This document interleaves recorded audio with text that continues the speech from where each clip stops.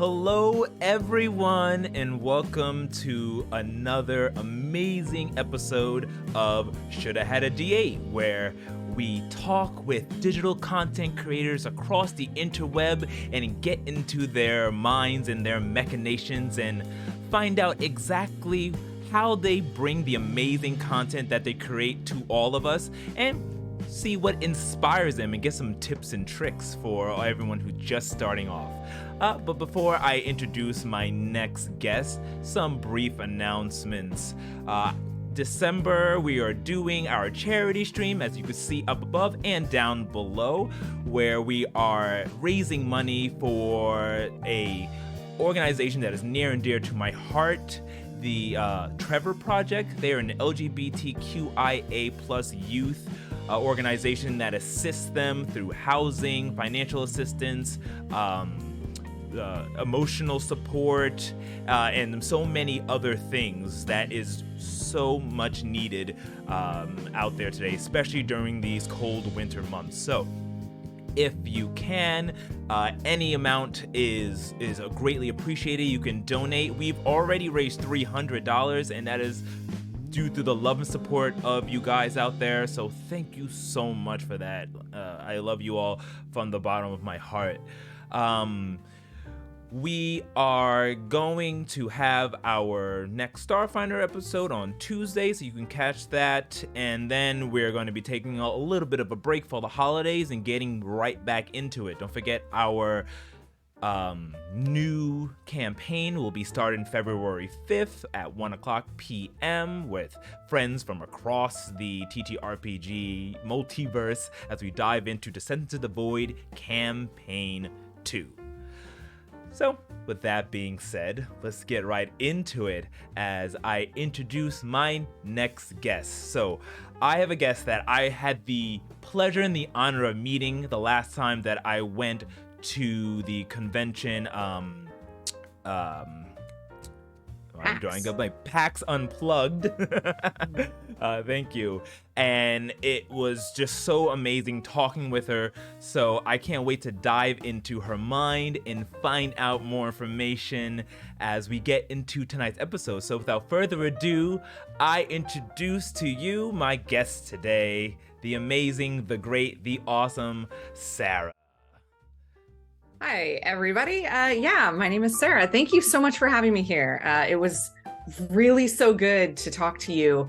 At PAX, we just kind of like found a little corner, and I wish that we would have had like so much more time. But thank you for having me on this. Oh, it's my pleasure. Thank you for coming. When we met at PAX, we started talking. You told me all about what you do, and Girls Run These Worlds, and it's so amazing. And I can't wait for everybody watching out there just to dive more into it and just to pick your brain. So before we, so to start off, Sarah, tell us a little bit about yourself and exactly what you do in the digital media space. Yeah, so well, my name is Sarah, and my pronouns are she, her, and what I do is I help people tell stories. That's a really big part for me. I have a kind of similar talk show actually called Community Cleric, because I just wanted to like talk to regular nerds about how they became nerds and what their superstitions are, and like I just think everybody has interesting stories. And that kind of led, because I had really started to focus on just kind of women, femme identifying people, marginalized gender people. It showed me that there was such an appetite to hear more and to see stories told by women, femme identifying, marginalized gender folks, and that just kind of exploded. And so I had started that show January of last year, so it's almost been a year. And then in March, I approached two of the friends that I had made in TTRPG and somebody who I just had a great amount of respect for. And I said, I kind of pitched them the idea of what if we created our own Twitch channel, but actually we were a TTRPG production studio. Marvel has the cinematic universe, and we should have something for, originally we just focused on women. We just wanted kind of women identifying people, trans women or women, we're fuck turfs. Can I swear? Sorry, I should have asked that before. No, go ahead, swear away. Fantastic, fuck turfs. And yes. So, we just kind of started by setting that space aside and just saying it wasn't for us necessarily to tell our stories, which made it a little bit different than other Twitch channels that we had been a part of or seen, where, generally it's somebody who owns the channel, who's kind of in everything, whether or not they're like physically in all the games, they produce the games, right? And we hadn't really seen a whole lot of production studios. And so we kind of now describe ourselves as a guild. So we do, or like a union, we do all of the back end work. We'll do all of the marketing, the casting, we will do all of the financial transparency pieces. We will do all of the production so that somebody who has a story to tell can pitch the idea. And if their story is greenlit, then all they kind of have to do is show up and tell the story with the cast that they help select. And we'll do all of the back end. So for people who are intimidated, streaming is hard. There's a lot of tricks. You need to have somebody who's aware of what they're doing. Thankfully, we do have Ryu, who is amazing and knows Twitch in and out. And so we do all of the back end stuff. And what we have found is if we're the guild who kind of runs all of the administration, then we have a bunch of artisanal crafts story people who tell these stories. And so, we did our very first stream on April 20th of this year. And as of tomorrow is our last 2 streams for the year. And we'll have done 28 plus 15, 43 series or one shots, which is a lot in 1 year. We hit the ground running really hard. And so our definition has expanded from women to kind of marginalized gender folks, women identifying, femme identifying, and people who, because we don't ask for a gender card. So what we ask is, do you ever in any way identify yourself as a woman, whether that's against your will, maybe you're non-binary, but because of medical procedures, you have to be identified as a woman, then you have a story to tell from a very interesting perspective. So we just hold this space and we give people the space to tell stories that maybe are the exact same stories that men are telling, but just by the nature that it's a woman or femme identifying person telling it, then it is going to be a slightly different story. So we're just holding space for folks, and it's been really popular because our creator app is overflowing. We run 8 shows in 7 days, and we have been doing that since September. And there's not enough space. We're overflowing. So, wow. Yeah. But that's amazing that you're able to produce all this content. And it's amazing content for such a great cause. What inspired you to kind of create this field, this space for women and women identifying people who out there? Yeah, I think, there are really unique challenges that are well researched and talked about. Certainly on my TikTok knows, called me right from the start, personal attacks on the TikTok for You page every day. But we talk about certain things like the pink tax. We talk about things like, nurses and teachers make less than other 5-year professional degrees, mostly because they're women-dominated fields. And we talk about, like in academia, we talk about things like the third shift, which is where a woman and a man partners can go and do the same 8-hour day, even in the same field, and the woman comes home and still has more stuff to do. While that's not always true for the men, and I mean, obviously, that's a big generalization, but there is a lot of research out there that says that is still true, and that the burden of emotional labor, so not just can you give your partner a grocery shopping list, but that means that you did all the emotional labor of thinking through what you already have, thinking through what the menu plan needs to be, thinking through if there's special dietary needs, or there's a special, if your kids are in soccer and you're the ones who have to bring the snack that week, it generally falls on the female partner to do all of that emotional labor and to carry all of that mental load. And so, finding a space where stories, because that is the reality, because moms are the ones who often are expected to call in sick in order to take care of kids.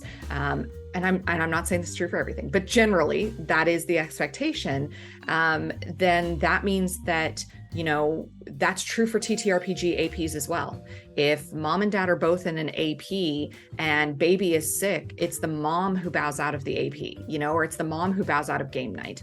And so we built a channel. I think that was the really important piece, is that we didn't want to just go and tell stories somewhere else. We built a channel that was based around this, not Brene Brown toxic bullshit, but like the actual legit living principles of women are often the caregivers, particularly single women, single parents. And so what are we going to do? How do we put systems in place that aren't built on patriarchal systems, aren't like accommodating? I think that's a big conversation that we have on our council, is we don't want to accommodate women or marginalized gender people or neurodivergent people or gay people or BIPOC people or Latina people. We don't want to put a Band-Aid on something that wasn't built for them in the first place. We want to build something for us.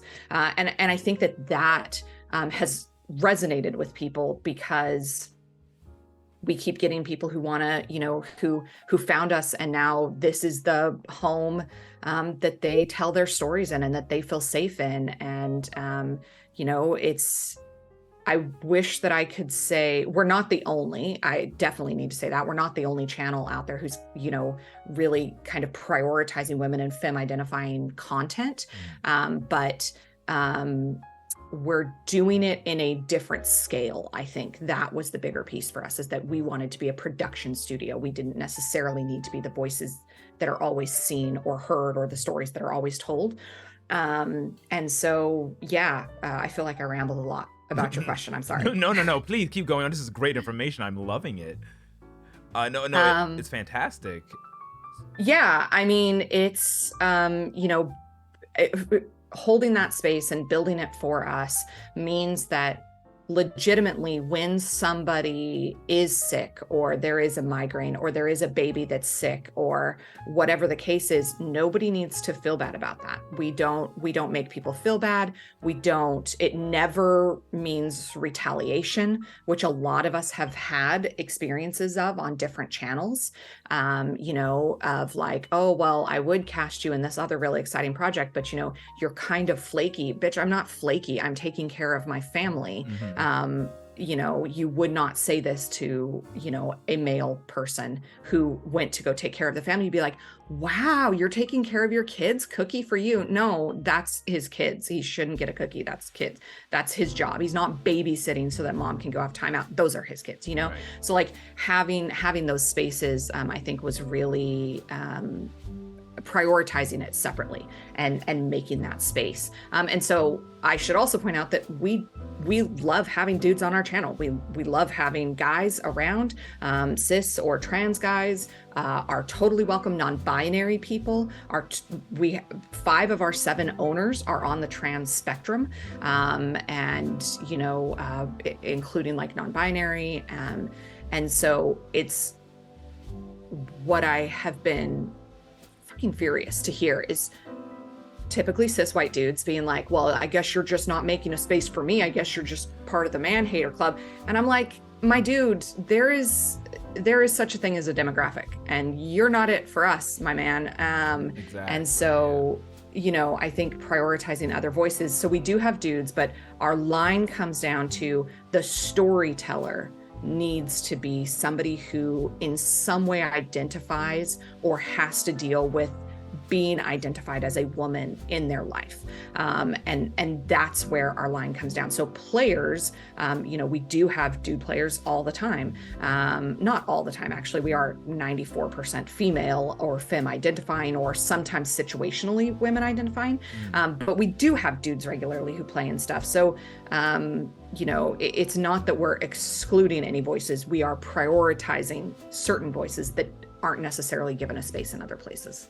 Oh yes, and I 100%, because it's a story that is not heard, like a voice that is not normally heard, so people are not experiencing it, because it is like, especially in TTRPG community, it is male dominated, cis white male dominated, and so when you hear these stories coming from women, it's like a whole different take, a whole tale, because you put your own self into the story.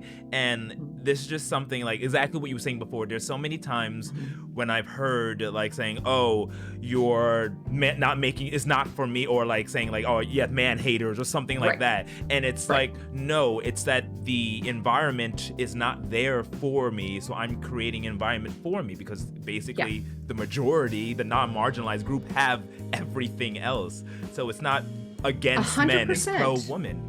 Yeah, 100%. It's about the prioritization, not the exclusion. Exactly. And I think that is something that, like, obviously we don't have a market on that. Like our BIPOC creators, our Latina creators, our LGBTQ creators, all of us have a variety of marginalizations, and also like not only based in the US. When we started, 2 of the 4 of us who started the company aren't based in the States. I'm from Canada, Nadra's from Colombia. We, not just is it white cis male dominated, it's US white cis male dominated. And even those stories are going to be different than like 3 Black Halflings, and the stories that they're telling that don't necessarily always stem from kind of the white male experience in North America and the US. And so, and gosh, there's so many other countless stories. Inspire Isles, the British Sign Language TTRPG, is another great example of this. I think that there's so much that when we band together and when we listen to each other who have marginalized identities, then we can go, it's not about excluding anybody. It's about prioritizing certain voices. And I think the other thing that really stands out to me is, I found out, I was sharing with you before stream that I have a 13-year-old daughter, and I found out I was pregnant with her on the night that Barack Obama won the presidency the first time. And I remember watching the news and watching like this hopefulness that my daughter was going to inherit like a future that was maybe going to be a little bit kinder to her than I had grown up in. You always hope that for your kids. And I remember sitting there one night listening to, I think it was Van Jones on CNN, and he went, of course I feel joy. I'm also nervous because there is going to be, he used the term white lash, that is going to come from this. And, we watched 8 years later what happened. We shouldn't speak of it. And, that idea that when you have been in a position of privilege, any movement towards equality for other people feels like oppression. Is not oppression, feels like oppression, because your mediocrity doesn't get you a leg up anymore. And I think we do not say its name. Arnica is totally right in chat. When you, and so I think that's like where when you have multiple intersections of marginalization, and you have people who are very marginalized across a variety of intersections, and people who are less marginalized, like myself, a college educated white woman in a North American country, I have to also hold that space for somebody else and keep myself in check. So, it's not only women that are finding this experience. I think the prioritization of voices is happening in a lot of spaces. I can point to like Itaewon by Night, the amazing Asian Vancouver by Night cast that has put together an amazing story there. We're starting to see the fruit of labor, that was sown. These crops of diversity were sown years ago, and we are now starting to get to, harvest that.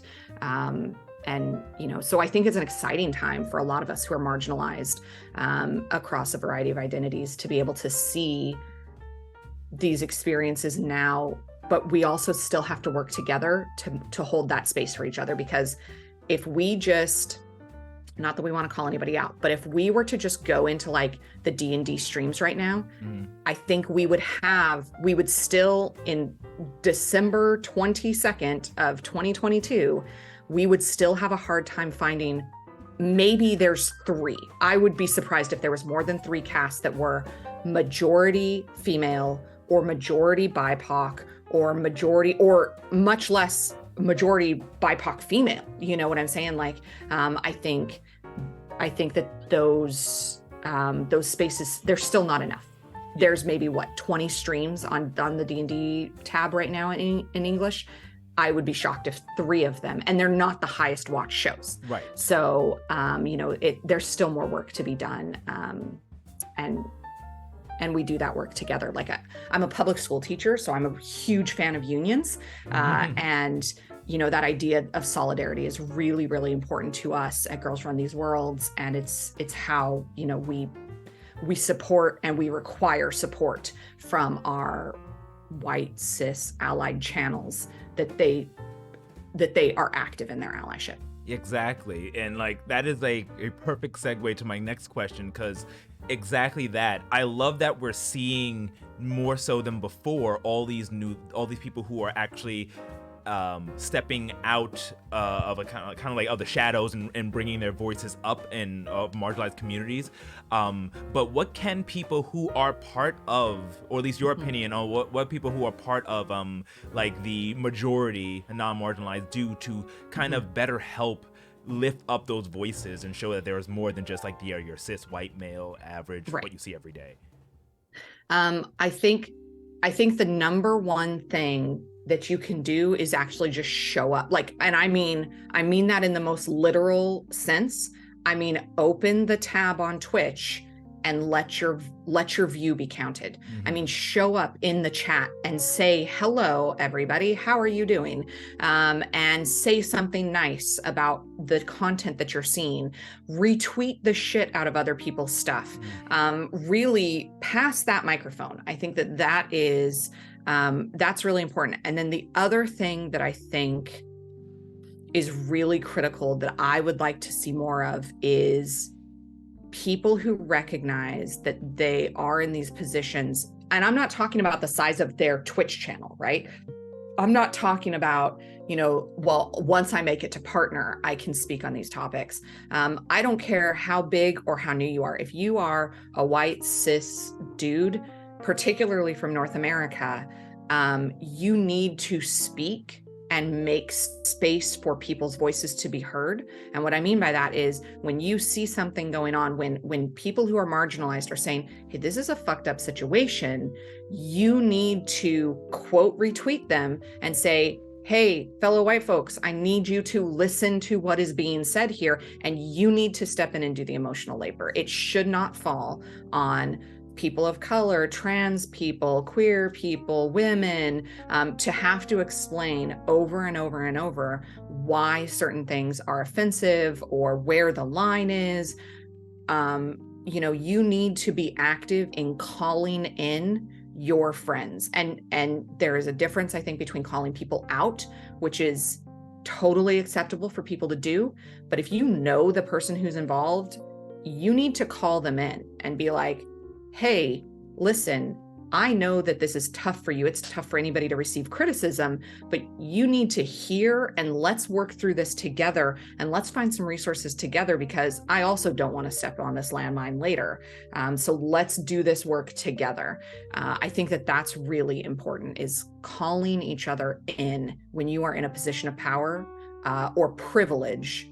Not necessarily power, but when you're in a position of privilege, that you call other folks in and make sure that they're hearing the message, not just hearing an angry voice shouting at them, No, 100%. Because I feel that people who they feel that that either being attacked or if it's just people who are marginalized who are complaining about it, they feel like it's just them, like they're like it has nothing to do with me. And we have to realize this has to do with everybody. This is a space 100%. that we all share.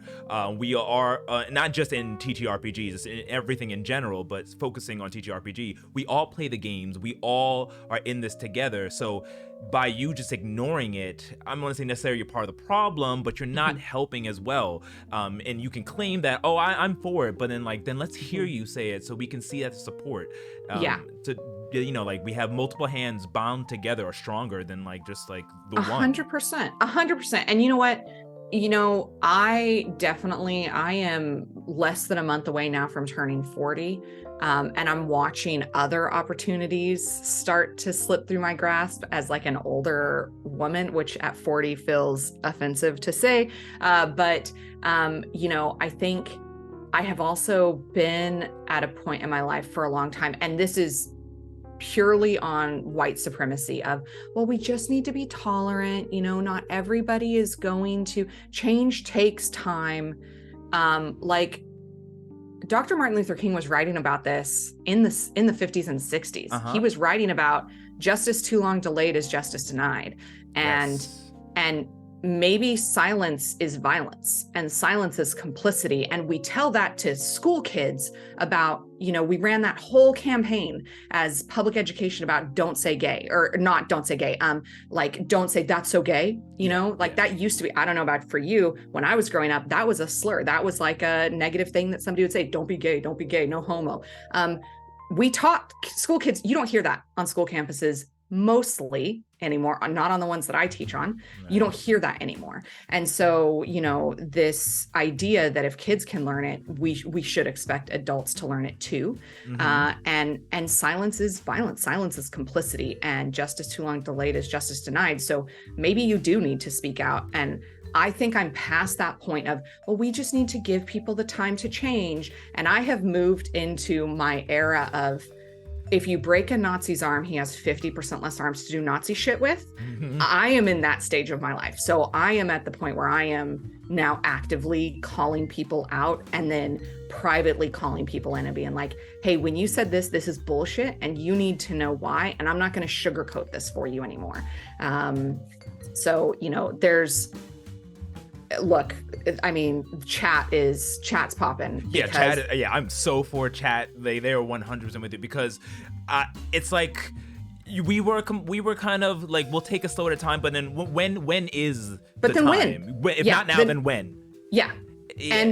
And we saw this. And I mean, look, not to pick on my own queer community, but white, particularly gay men of a certain social economic status are fucking classic at doing this. They really have co-opted a lot of movement that was started not by them, and took all of the power and privilege that they could because of their proximity to power in being white cis men, and pulled up the fucking golden ladder behind them and left the rest of us out to dry.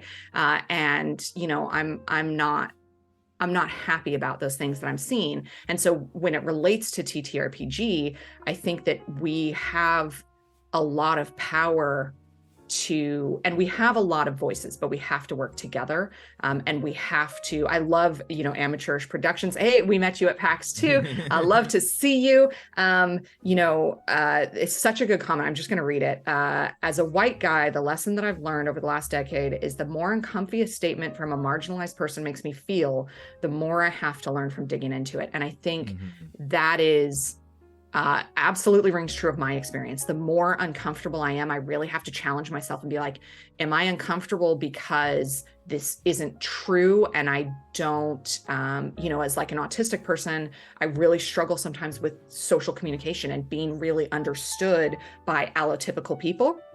And text makes things harder. The internet makes things harder. Being anonymous makes things harder. But am I not making my point, and am I not understanding, more importantly, somebody else? Or am I wrong and I need to do some movement on here? And there's no shame in that. I think that's the other piece, is that we have to get away from this idea of like white guilt, and male guilt, like privilege-based guilt. We have to move away from that, because that impedes the work that needs to be done towards moving to a system that we actually don't have to live like this anymore. You guys, is not really that hard. Like we can move past this, and it is time to now do the work. And by the way, like, let me also say, white folks, when we're talking about calling in your allies, we're not just talking about calling out the shitty other Twitch channel for clout because it puts you on the side of people who will raise your diversity numbers. I also am talking about when you go home for Christmas on Monday and, Uncle Hal starts making some crazy ass shit comment and starts misgendering your nieces and nephews, and, Aunt Susan goes off on a tirade. You also do that work at the Christmas table. You do that work at the Thanksgiving table. Yes. You do that work in the workplace. You need to stand up and make that space. And the more that you do it, the easier it's going to be to do it everywhere. You got to do it everywhere. Yeah. We can't just only isolate this conversation to TTRPG. Exactly. In all, because we are a TTRPG company, so we're focusing on that. But these lessons, these words, can be applied through all walks of life. And Zindar brought up a good question I'd like to read and ask you. It says, when you take that approach, the active approach, and push against family and friends, and they double down or just down or against you, what do you do? When they don't want to basically accept, they're like, well, then that's you. I'll believe what I believe. You believe what you believe. And like, I think that's extremely toxic mentality to have. But 100%. What would you 100%. say for like, how would you treat, or what would you say to that family member to kind of get it through their skull? I think, the biggest thing for me is that you need to know where you stand. Are you going to stand with people who are marginalized and oppressed, or are you only going to do it when it is convenient for you? And I understand that, cutting off family is also rooted in white supremacy. That is just not a reality for people from different cultural backgrounds.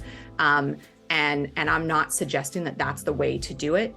But you don't have to stand there and let that happen.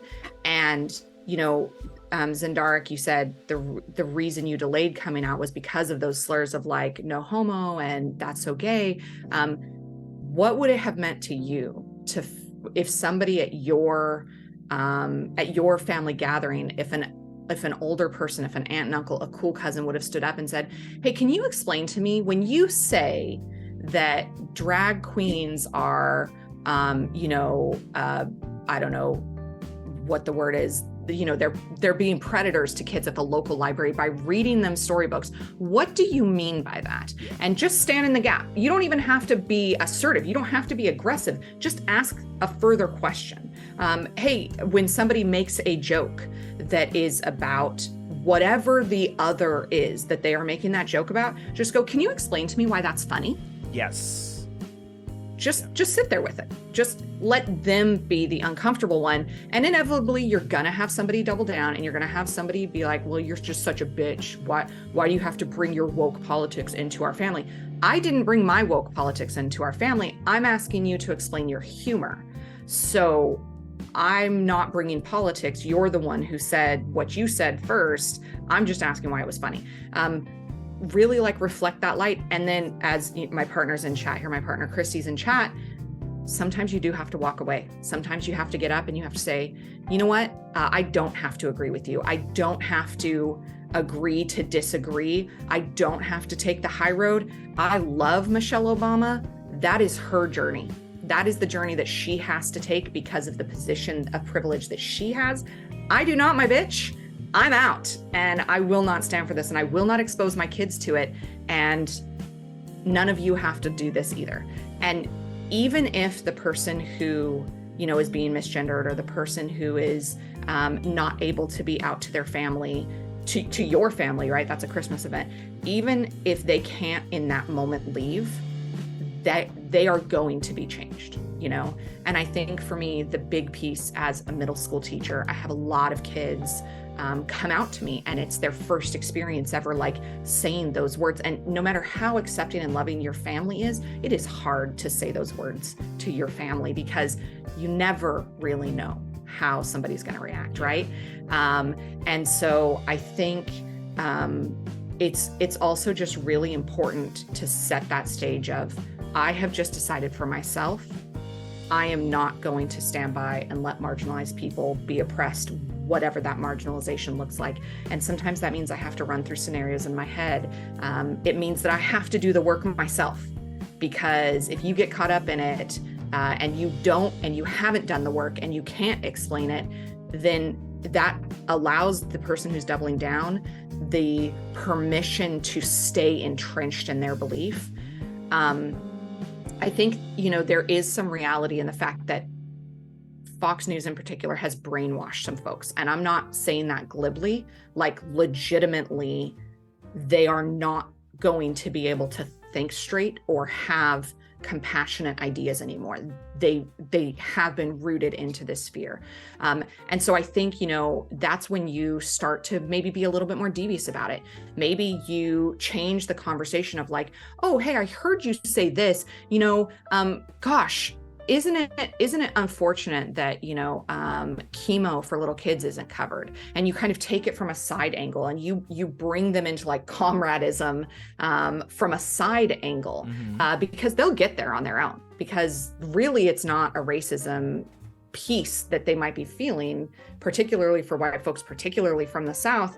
It's a classism thing, and so bringing it in that way, I think, there's lots of ways that you can approach it.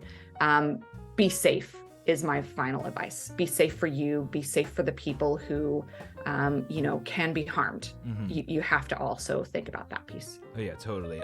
Really quick, I just want to give a shout out and a thanks to all the people who just followed us. Thank you so much for joining us. Girls Run These Worlds, of course. Tavernaut, who's been in the chat talking, thank you so much. Tales from the Table Studios, America, Christy, Exo Girl Wonder, and Nerds with Dice. Thank you so much for joining us today. You guys are fantastic. And Tavernaut, thank you so much for the donation for the Trevor Project. It means so much to us. Look, I'll say Tav is a real one. Tav is a real ally. Tav came with us to the PAX. Tav was there that day that I was talking to you. Tav's a real one. And so I'm glad to see that. And there's good people. We just cut to an ad. Nobody can hear what we're saying right now. It'll come up on the VOD.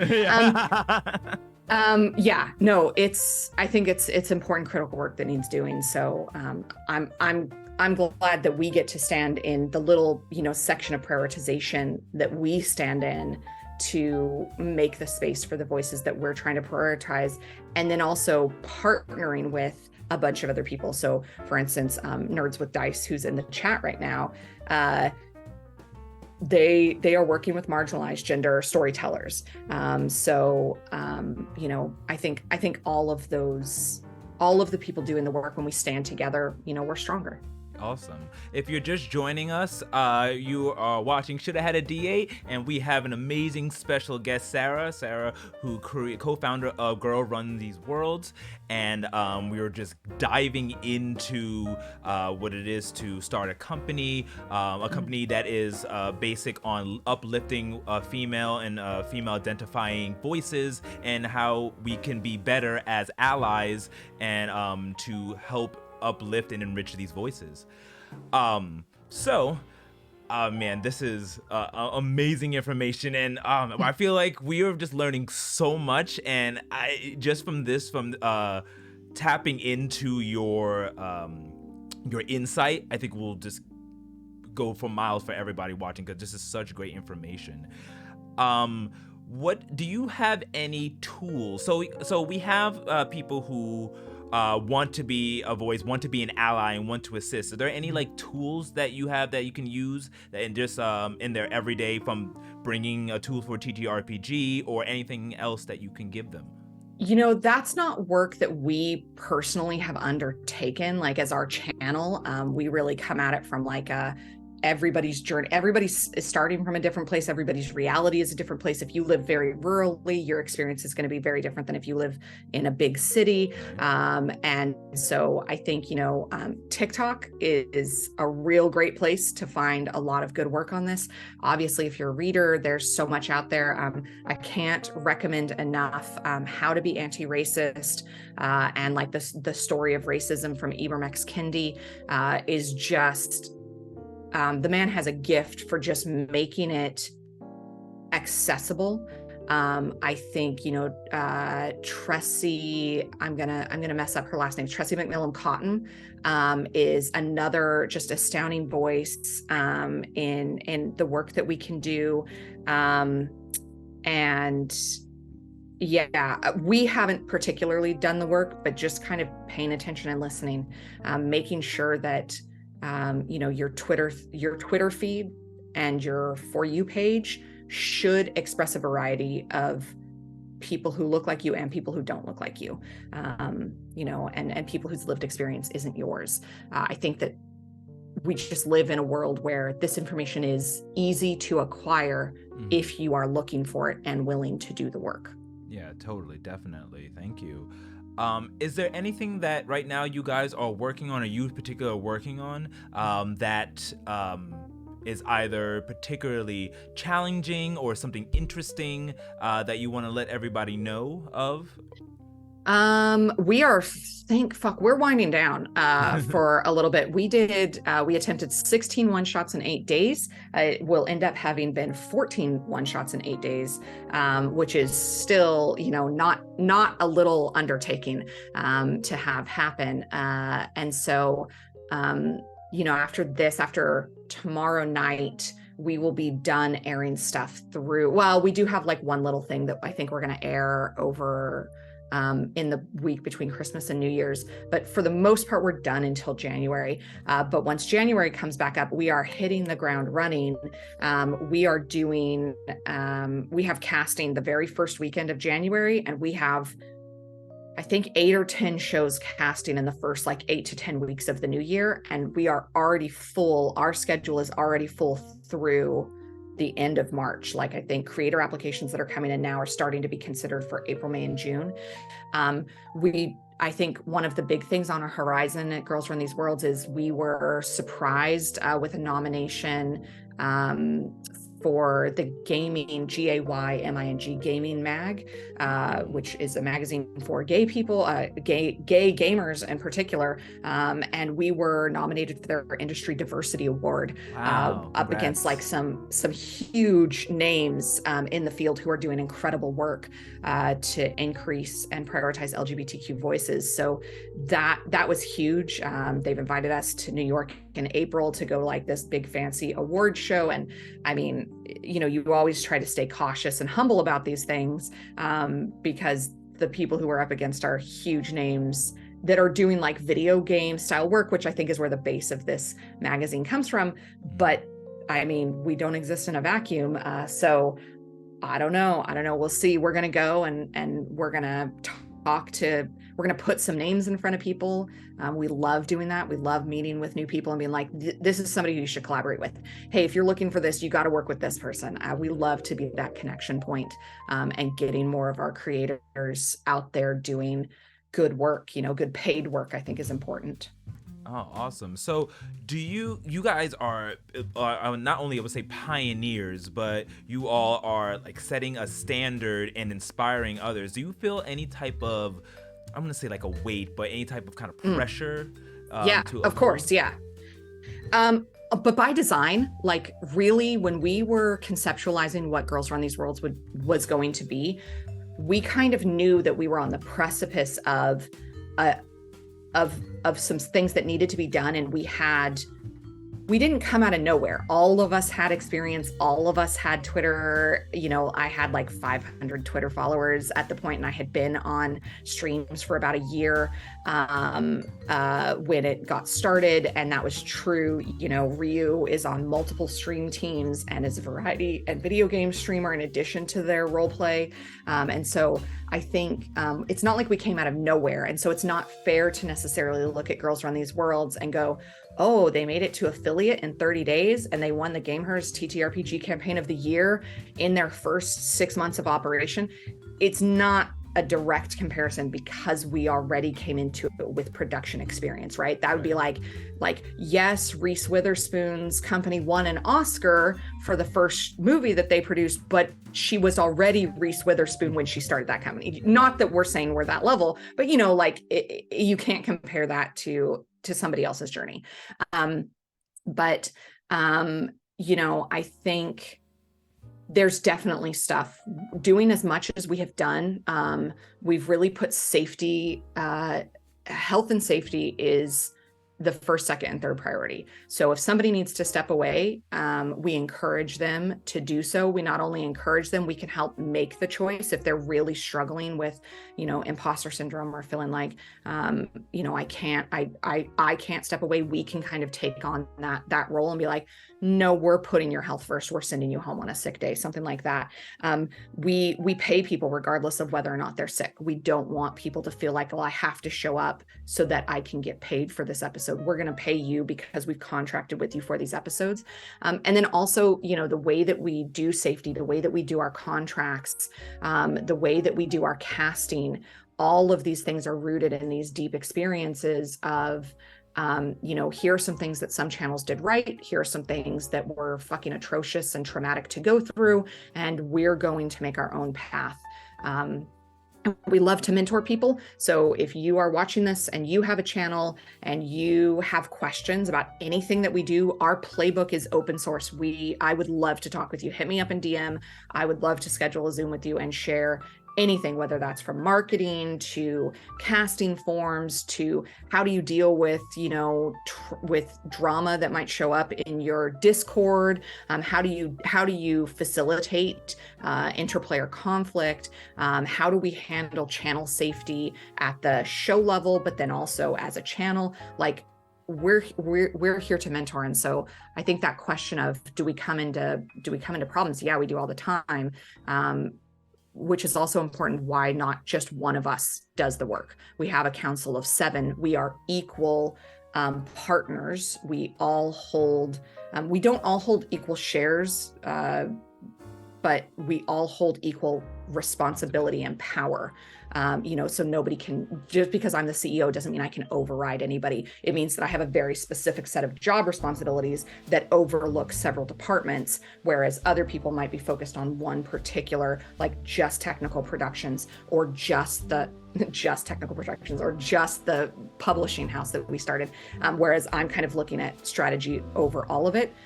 Doesn't mean that anybody has more power than anybody else. We all work together. And so, that I think is the other thing is try not to do anything alone. Find a community. Even if you're running your own channel, find a community of people who you can talk to and have great conversations with, because it's lonely work and it's hard work and nobody can do it all by themselves. Yeah, I can definitely tell you that starting a Tale of D20s, I had no idea. And then I had me and my close two friends that kind of like started, and we were making transition to Twitch and everything. So 100 having a community and such a welcoming community, because the TTRPG community at its root, though, it's so welcoming and helpful. Agreed. And I love how accepting everyone has been. Mm-hmm. And then to dive even deeper in there and try to take on that responsibility ourselves as well. That's why we want to have Shoulda Hada DA to uplift voices who are marginalized. I just feel like I've gotten so much help, like I want to pay it forward.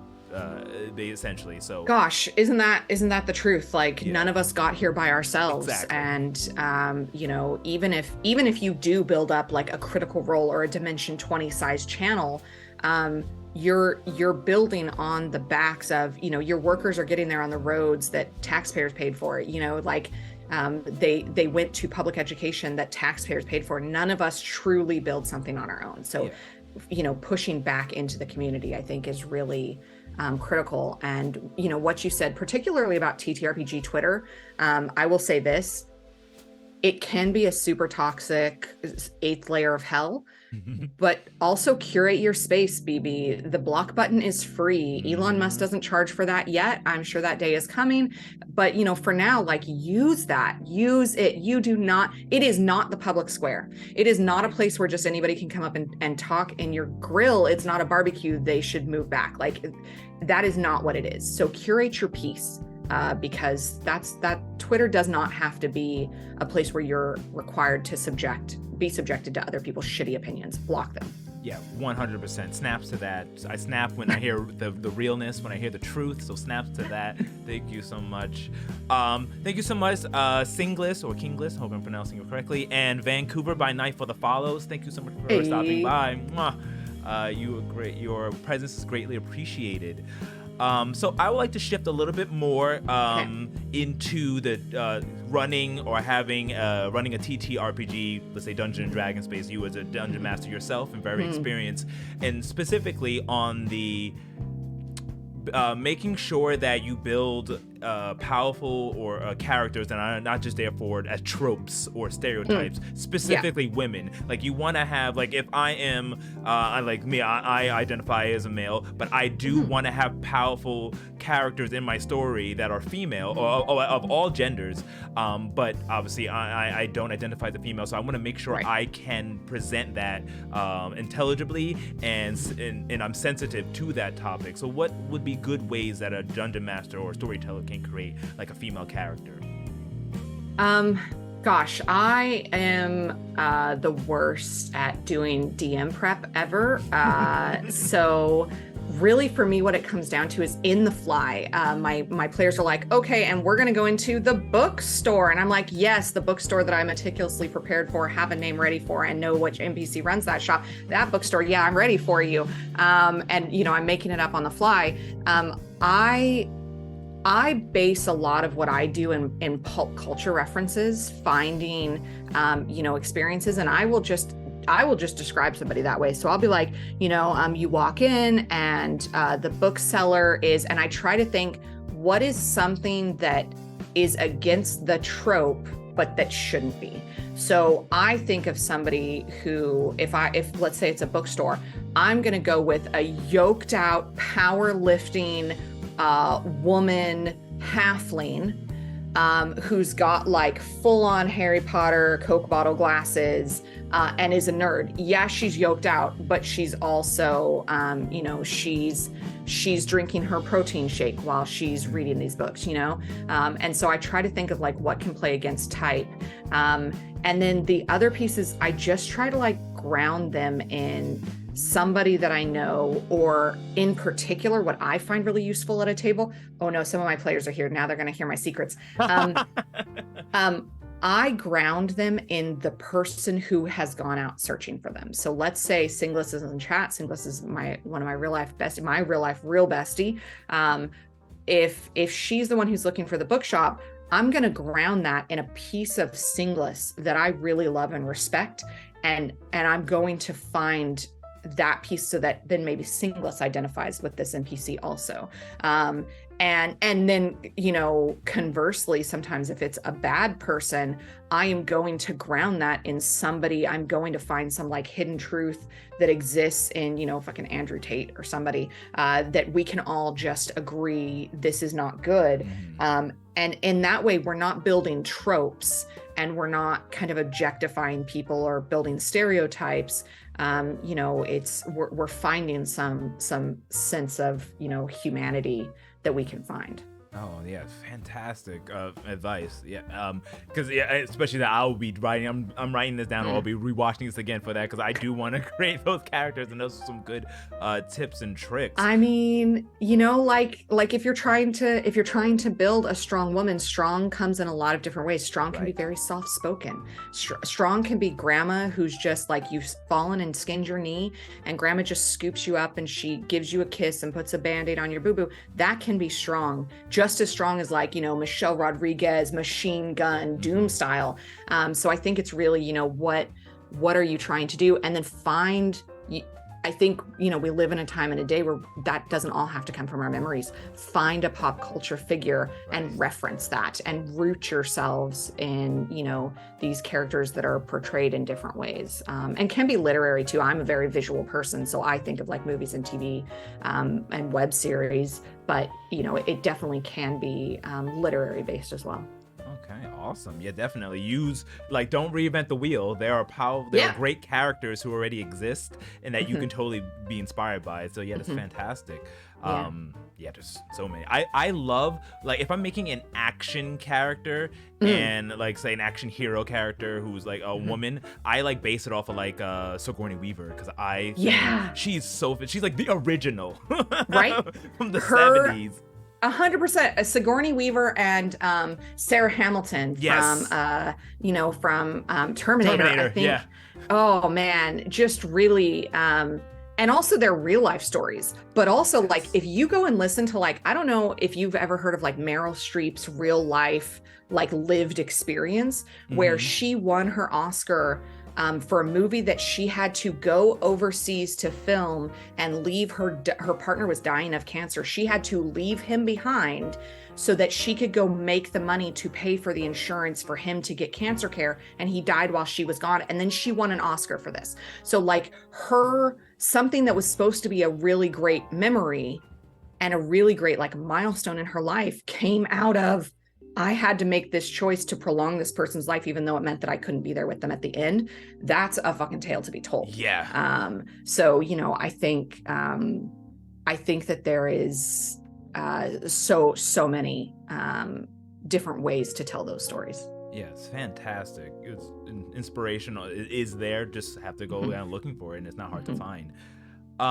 So one more question I want to ask about this before we hop into the character creation section is, so be as it may, yes, we are not seeing enough, not saying that there aren't enough, but we're not seeing enough women who are like invited to the table, let's say to your average D&D campaign. Like, if you look at an average table, as we said before, we'll see a lot of cis white males. How can they make it so, like, to say basically we want you here? Because I feel like a lot of people don't feel or I'm gonna say a lot of people, like a lot of people who are marginalized don't feel welcomed, and it is up to like our allies to make it inviting for them, to show like, we are here for you, you can come at my table. But what are good ways to kind of express that, you think?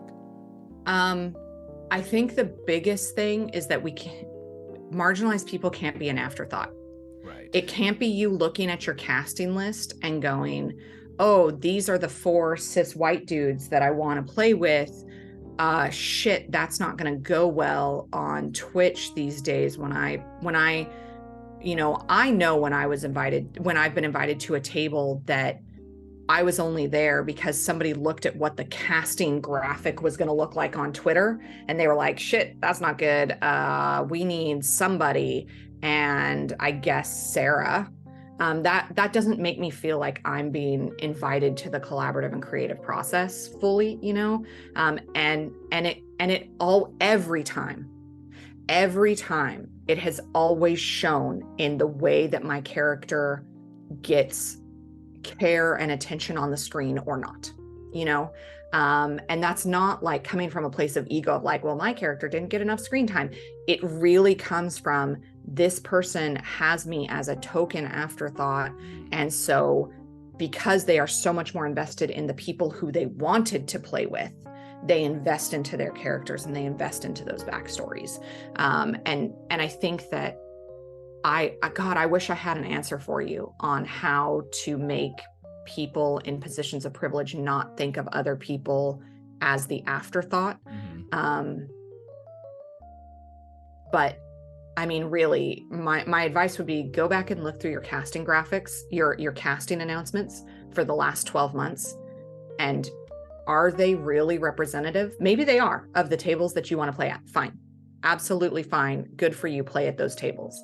But if they're not, you need to ask yourself, what are you doing at a systemic level that is not meaning that your Discord is full of people of marginalization, that they would not be your first person to play with.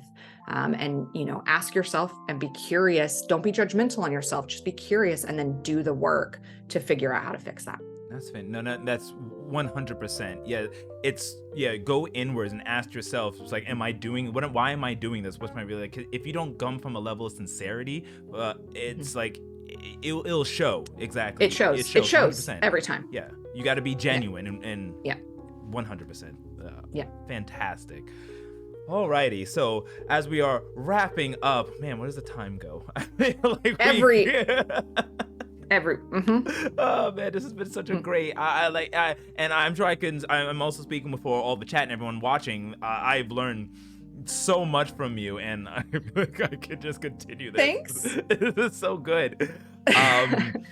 But we would like to now take it to a corner where, as you know, we are a TTRPG company podcast, and we love some Dungeons and Dragons. So I would like to create, very quickly with you, a character or a concept that you're thinking about, a species and class, and maybe a little backstory of a D&D character that you're thinking of. So let's pick through your brain. What kind of character would you like to make? Okay, well, first off, I am always a cleric. I do have a bard that I play, who I just kind of fell in love with this concept of this very particular bard, but it's always a cleric. Look, chat even knew. They weren't even going to wait for me to respond. A halfling cleric. Look, my dice as a DM are blessed by the deities. My dice as a player are shit incarnate. So I go out of my way to create characters where I do not have to do any of the rolling. If the DM has to roll the whiz, dex, con save, whatever, that's great for me. If I can avoid rolling, but if I'm gonna have to roll, I have to play a halfling because I need that reroll and that one. I have to. So yeah, a halfling cleric is generally where I go. I think clerics are, page for page, the best class. There is nothing you can't do with a cleric. And I say that not just about D&D. I say that about video games in general. I'm, thousands of hours into the Elder Scrolls Online. I've been playing since Morrowind was out in 2013, 2014. And there is nothing that my Templar can't do. I can be a tank, I can be a healer, I can be a DPS. And I think that that's true of clerics in D&D as well. And so, then it just depends. I'm one of those people who's very okay, well, let's see what the party has, and I'm going to fill in the vibe. I can be an arcane cleric, I can be a nature cleric, I can be a grave cleric, I can be a war cleric. So then, it's filling in that space of where can I play off of other people's strengths and interests. But I think one of the ones that's really interesting right now is, if I'm not going to play a cleric, the College of Spirits bard is, I have this character who's just kind of sitting, waiting for the right campaign. But she's a little spooky girl, and she has kind of a, it's not quite like a tarot deck, but she has a deck of they're flashcards that you get for your niece or nephew at the dollar store. That's cow says moo, and duck says quack, and she can use these to animate certain things. I think a College of Spirits bard is a very interesting choice that I haven't seen a lot of. So I am a bard, as okay. players and people who want me know. I sing, I dance on stream and all that. I love it. And I've played every bard several times except for the Bard of Spirits, and I'm just reading. I'm just this is gonna be so much fun. I really want to see that. I think my base. I said I'm a public school teacher, right? Mm-hmm. A College of Spirits bard is a kindergarten teacher. Right? They're going to be a little bit, maybe a little bit innocent. They're going to be dealing with forces that you can't necessarily see. For, kindergarten kids don't know how school should be. That's the point of kindergarten, is to learn how to school. And so don't come for me, kindergarten teachers. I know you do more than that. Okay. I'm trying to relate it to this particular thing. And I think that that's true for the College of Spirits Bard. I think that there's some really good potential there. They have access to some really great spells.